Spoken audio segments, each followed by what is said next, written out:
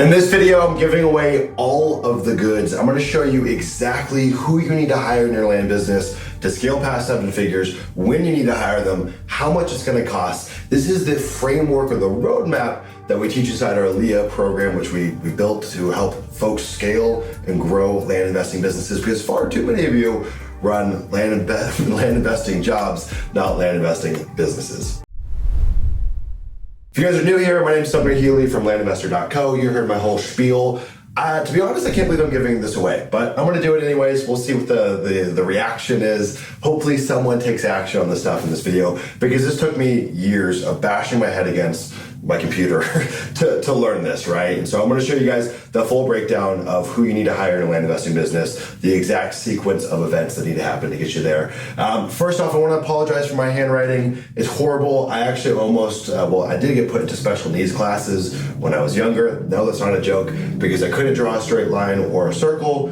Some things haven't changed. So let's talk about the LEA hiring roadmap. So first and foremost, you're 3 to 6 months into the land investing business. And then, I should rewind real quick.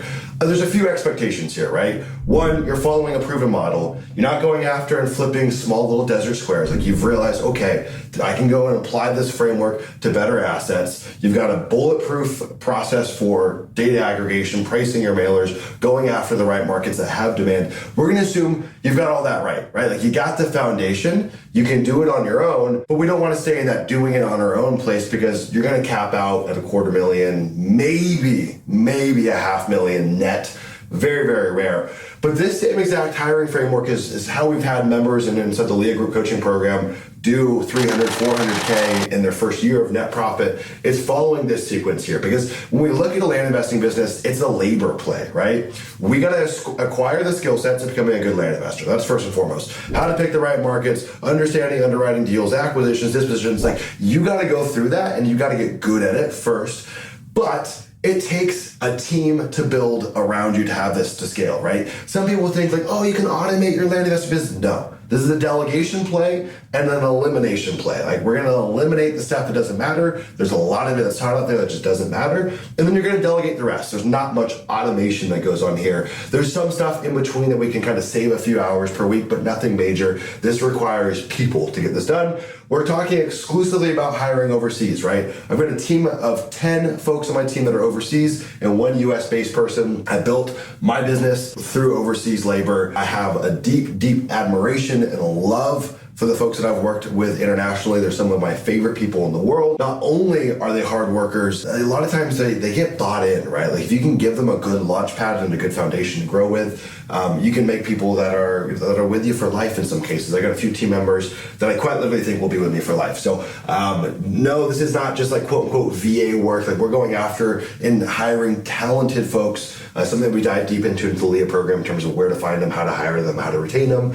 So first and foremost, 3 to 6 months into your land investing journey, the very first hire that I recommend making in your business is what we call a generalist VA. So what you'll learn as you start doing deals is every single deal in your business has about 30, 40, maybe 50 steps that have to get done to get the deal done from cradle to grave, right? From signed contract to closed property in your name, to posted property, to sold property, to money back in your bank account. There's a lot of little micro steps that go on, right? Now, the cool thing is those steps don't deviate much from property to property. In fact, they pretty much don't deviate at all. Like, the same things need to get done. I always talk about what we really are trying to do here is build a conveyor belt, right? Like, our land business is a conveyor belt that we throw raw land onto, and cash spits out on the other side into our pocket. So what you need initially is someone to kind of pick up the slack to get those 30 or 40 things done between a deal getting started and getting closed. We call this role a generalist VA. Now, one of the things I'm a really big proponent of is verticalizing your roles, right? Having people on your team that are specialized. If we look at the acquisition manager role, what should they be doing? What's the highest and best use of an acquisition manager's time? It's speaking to sellers. So we segment other parts of their role that some other land investors have them do to allow them to focus on the highest and best use of their time. Generalist VA, in my experience, is like the only role that is very broad. They're almost like an ops manager to some extent. They're just doing all the minutia in between. Now you might be saying, Sumner, what is this minutia, right? Well, think about it like this. Like, they're gonna send out the contract, get the contract signed, they'll find the title company, send it to the title company, they'll coordinate the photographers, they'll list the property. Like, they'll do all that stuff that needs to get done for a property to get listed and close and get cash back into your bank account. And so that's their role. Now, I was lucky enough in my business to have a generalist VA, and I burned through a couple until I found a great one. The gentleman in Pakistan, his name's Newman. If you've ever coordinated with my team, you've probably spoken to Newman before. And he's our COO now. Like, he has really risen through the ranks and just takes on all the operations. And I always tell folks, like, I wouldn't be here if it wasn't for him, truly. And so there is a world where this generalist VA gets groomed to become something much bigger. If we think about an operations manager or COO, it's a really expensive role to hire for. It's a hard role to hire for. And so I think one of the only ways you can do it on more of a budget is by grooming someone for that role. Very much could be this generalist VA. Now, they could come from any place in the world. Philippines is going to be popular, South America, Central America, Pakistan in my case. You're looking at about $5 an hour. I've seen them lower. I've had them lower in my business. I've had them as low as $3.50 an hour. So it's somewhere between $4 to $5 an hour. What I found though is that you really do pay for what you get. That's like an old adage, but frankly, it is true. And so I think trying to save that extra dollar or $1.50 an hour ends up biting you in the ass in the long run. So I would advise it's not to say that if you pay a higher rate, you're automatically gonna get someone good. It doesn't work like that. But I think that more times, in more cases, if we can up our budget, we will have better people come into our pool, but we still have to decipher who's good and who's not. So don't just assume because you're paying them a lot that they're going to be good. I've had to learn that the hard way. So $5 an hour, $800 a month is what that's going to run you. And that's 3 to 6 months in, right? We've seen some people do it in 90 days. I think 6 months is about as long as you want to wait, because at that point, if you're going through like an accelerator program like this, you should have already done 5 to 10 deals, right? And so you've understood, wow, there's a lot of work that goes into getting a deal done. The money is great, but boy, oh boy, I'm not going to be able to scale this. And so to kind of take the training wheels off and allow you to ascend to the next level, you're going to need that generalist VA 3 to 6 months in. Now, one of the other things I like to throw in here, and this is not a true bona fide team member or a hire, this is a third-party service. It's Pat Live. It's a call center. If you guys are curious, we've got discounts for Pat Live inside our Discord. You can get them as low as $290 a month with our discount. And essentially, they're just a call center on the front lines. They work 7 days a week, 24 hours a day, nights, holidays, doesn't matter. Someone is always going to pick up the phone. Now, they just pick up the phone calls for sellers, right? So we're sending out our marketing. We're going to get a multitude of people that reach out to us, some that are angry, some that are qualified, some that aren't qualified. They're going to be that first touch. They're going to get the person into our CRM. They're going to go through our script. And so what you're going to find is if you're the person taking all these calls, it's highly reactive, right? Like you're working on a mailer and then ring, ring, ring, got to pick up the phone. It distracts you. What we found out about productivity is that like task switching is one of the worst things that you can do. And so first and foremost, for newer land investors or even seasoned land investors, we want to weed out as much reactive work off your plate as possible, because to do what we do here with data and selecting markets, it does require deep work, right? And for most people that are early on in their land investing business, that and talking to sellers is the highest and best use of your time, right? So let's take out that equation of that initial touch point. What we see a lot of land investors happening to them is that first call comes in, they're not by their computer, they don't know what the deal's about, they fumble the call, they have no idea what they're talking about because the seller assumes that they do, but they don't. $290 is a really cheap price to pay. Many folks have tried to split test this with hiring internally to have someone take those calls. It doesn't work. We had a member in our group last week ask, but Sumner, don't they do the acquisitions and the closing for you? No, just a warm body on the other end of the phone that's going to walk them through your script. They know nothing about the land. They don't do due diligence. They don't do comps. You would never want this person making offers for you. So they're going to go through your script, cost about $290 a month. As you scale, as you have more seller leads, that price will go up. I think we pay about $800 a month in our business. Now we look at monthly burn, right? That is just the recurring cost that we're going to have these team members. You're looking at about $1,000 a month. If you're doing the right things and you're following the right approach, $1,000 a month, 3 to 6 months into your land investing business should be peanuts, right? I think we really need to emphasize here, the first year of your business is not to get rich. It's not to pay yourself. It's to reinvest. And so you should be consistently doing 10K, 20K, maybe 30K a month at that point net in your land investing business, and just redeploying that capital back into your business. If you don't have $1,000 additional within 3 to 6 months into your land business, something is seriously going wrong. We can help you. Okay, 6 to 12 months in.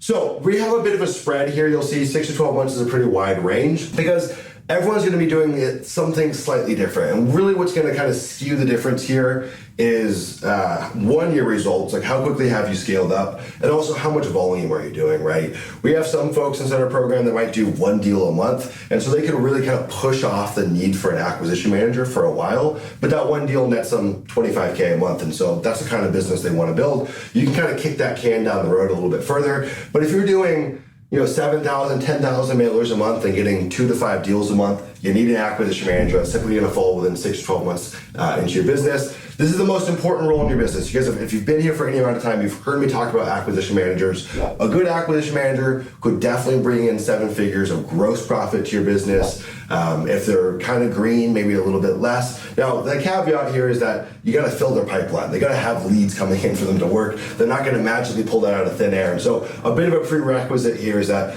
you're doing deals and you've got consistent marketing going out. And I would like to see somewhere around 10,000 a month consistently going out before bringing on an acquisition manager into your team. Now you're looking at $10 an hour, $1,600 a month. That is their kind of salary, right? It's an hourly role, but they call that their salary, 40 hours a week. They do have a comp plan, okay? Now there's a lot of different ways you can structure a comp plan. I've tried them pretty much all. What a lot of land investors do is they give them a percentage of the gross profit on the deal, somewhere between 1% and 3%. I think that creates an accounting headache. And so what we do in our business is we set quarterly gross profit milestones. For example, this year, 600K gross profit, top line, mid-tier, 450K gross profit, and baseline, like we've kind of regressed, would be 300K gross profit. And they get comped quarterly to that, 5,000 for the top line, 2,500 for the mid-tier, and then 1,000 for the low end. If you're a land investor who's looking to start, grow, and scale a land investing business, I want to talk to you. At the link down below, you can click to book a call with my team and I. We're going to go through a strategy roadmap with you to build out your land investing business. Whether you're just getting started or you've been in the game and you're looking to get to the next level, come and talk to us. I want to speak with you. I'll see you on the call. All in all, maxed out, they can make $20,000 in comp on top of this, but you're only paying that out off of cash collected. So we're not really gonna factor that in here. So now $1,600 a month, your burn bumps up to $2,690, right? At this point, with this little stack right here, you could be doing $500,000 a year, for sure. So $2,600 a month, $500,000 a year, call it $2,700 a month, not a bad gig. 12 months to 24 months, and here we are gonna have a huge range. And there's actually a few different options in terms of how we can structure this. So dispositions, right? That's who's gonna sell the property for you. Just because you have a lead or a deal on your system doesn't necessarily mean it's not just gonna fly off the shelves, right? We do gotta kiss a couple frogs before we sell our properties. Now, if we've done the work correctly with the data that we've selected, the markets that we've chosen, our pricing for the data, and we have a great acquisition process, in theory, our dispositions should be a lot easier, right? And that's why I'm a big believer of front-loading the work on the acquisition side and then kind of allowing things to cascade downstream with the dispositions. It should make it a lot easier. I speak from experience here because I used to do the total opposite. I did the least on the front end to do the most on the back end, and our process was really built around dispositions. What we learned in that process is this is the area that you have control. You have no control over dispositions. Acquisitions, we can control what markets we play in, what deals we say yes to, and what price points we buy these deals at. Those are the variables we can control. Once we list a property, we have no control. It's out of our hands, right? Now, a couple things we can do to make it easier, right? Like list them on all the websites, have a great listing, have good ad copy, call buyers back. Yeah, we can control those, but we still don't know when it's gonna sell, right? So in theory, if you're doing this stuff correctly, your disposition should be relatively streamlined, but it's not gonna be hands-off. And so you're gonna need a dispositions manager. A dispo manager is gonna look pretty much identical to an acquisition manager in terms of cost. One thing that's important for this role and this role, these are not necessarily salespeople, right? They just need to have great customer service. They're gonna have the right personality type. We run them through like a DISC profile test, and they gotta be able to show up to work on time and call people back. Like they gotta be on top of it. Really the only salesy thing that they're doing is following up consistently. But I just want you guys to know these are not hardcore closers that you have to look for. But pay is going to be exactly the same, $1,600 a month, same exact comp plan. The numbers could be a little bit different in terms of what they get compensated because I think dispositions is easier than acquisitions. So the numbers could be a bit different, but the same goal, 600K, 450K, 300K. Those are our goals. Make them for your business, right? So you could go $1,600 a month and bring this in-house. I think this makes a lot of sense if you're doing volume or you plan to do volume. What's volume? I think volume is anything over 5 properties a month, right? Like if you have volume, bring it in internally. Also, if you do a lot of owner financing like we do, bring it internally, right?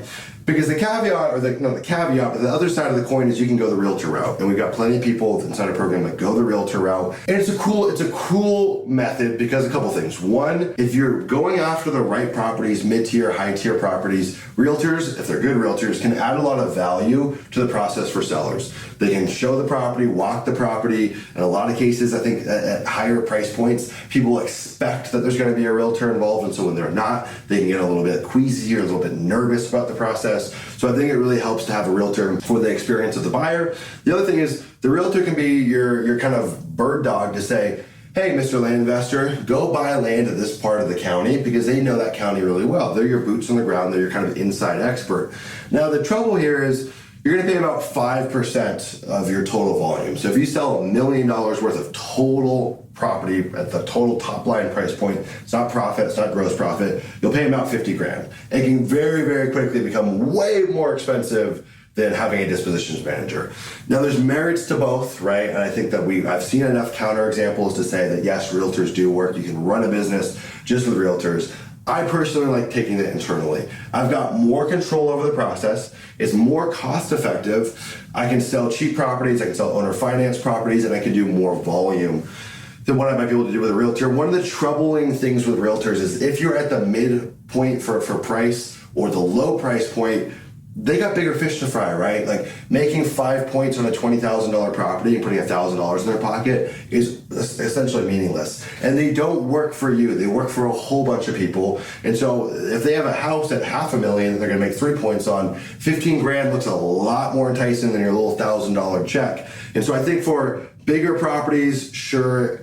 Really for the mid-ticket, low-ticket, I would just take this internally. I personally like this a whole lot more. But again, we've seen people inside the program that do lower volume, bigger ticket, and they just keep it with realtors. And again, there's some ancillary benefits for your market selection process with realtors. Now, next role, 12 to 24 months in, is your lead qualifier. So at this point, your acquisition manager is doing the due diligence, the comping, the negotiations, the follow-up, right? They're doing the full cycle. And that's a lot of work on their plate. And what's happening is it's limiting how much time they can spend on the phones with sellers, which, to go back, is the highest and best use of an acquisition manager time, right? It's negotiating deals, it's being on the phone.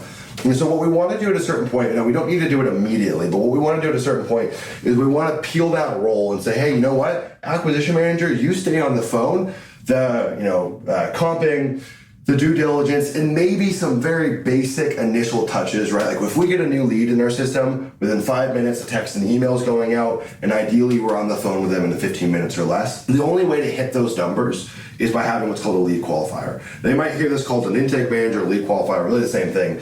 But new lead comes in, they're gonna send that first touch, that first text and email, they're gonna do their due diligence, they're gonna comp the property, they might even put together an offer range for the acquisition manager to review. So the acquisition manager just pops into the CRM, they know exactly what they're looking at, all the notes are there, boom, they're calling the seller up. And so this is gonna allow your acquisition manager to go from 20 to 30 calls a day to maybe 40 or 50 calls a day, which is really gonna juice up how many contracts you're sending out, how many deals are getting signed every month. This is a pretty low cost role. You're looking at about $7 an hour. I've seen it for lower, but call it about $7 an hour. That's gonna run you about $1,120 a month. And so now if we factor in dispo manager, acquisition manager, generalist VA, Pat Live, lead qualifier, your burn is $5,400 a month. With this system, if you've hired correctly, you're going after the right subtype of land, you've got the right marketing strategies opened up, and that's true for acquisitions and dispositions, this is a 7-figure land business, for sure. Caveat too, if you got good cost of capital, right? Like you gotta have some way to get these deals funded that's not out of your pocket. This is a 7-figure business right here, or very close to it at the worst, right? Like this is a super sturdy business with $5,400 a month in monthly burn. Again, you're gonna have commissions for this role. You might even build out an incentive for the lead qualifier. It's up to you. We do in our business. Boom, that's it, right? And this is a roadmap that you wanna follow to build out your land investing business. Now again, if you're going after cheap desert squares with no intrinsic value, this process probably doesn't apply, right? This is for mid-ticket, high-ticket, mainly cash sales, deals that are netting you 15, 20, 30, 50K per deal. But why would you want to be doing anything else? This is a better business. I hope this helped. If you guys are curious, you want to learn more about land investing, our Discord's down below, totally free. We've got nearly 300 members in there. Most of them are full-time land investors. You can interface with me, the rest of the LEA coaches, everyone else in the community. It's flipping awesome. I'll see you guys in the next video.